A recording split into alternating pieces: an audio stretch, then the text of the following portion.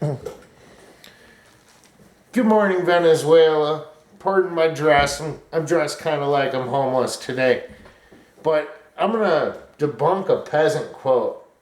Man, everyone's heard this quote used, and it's hilarious. But the reason why I say it's a peasant quote, because it was probably literally coined by a peasant, and more than likely they were talking to a wealthier person, and they were trying to justify their financial position.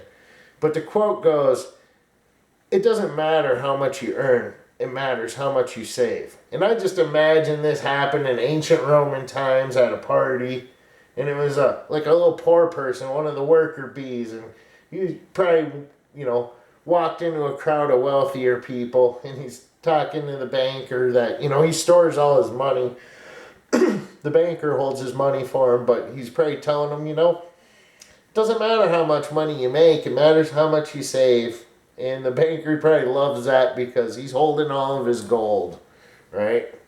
And the banker's getting rich off of that because the banker owns the bank, right? Rich people don't get rich by saving money. Newsflash, they get rich by owning shit, by obtaining assets and diverting their money into more assets.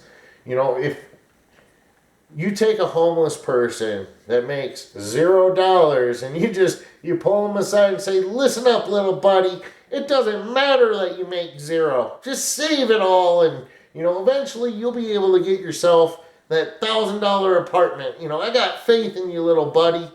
And that person, they do all these side gigs and they get their $1,000 together, but then by the time they do that, rent is $1,200. With the rate of inflation now, man, savers are absolutely getting slaughtered. But rich people are accumulating assets, the same thing that they've done since the beginning of money. They make millions of dollars by accumulating assets. And I like watching little clips of Warren Buffett, and he tells you, when I was a kid, I sold a candy bar for a nickel, and I delivered newspapers, and I saved it, and now I'm worth $100 billion. He's telling you that because he thinks you're stupid, right?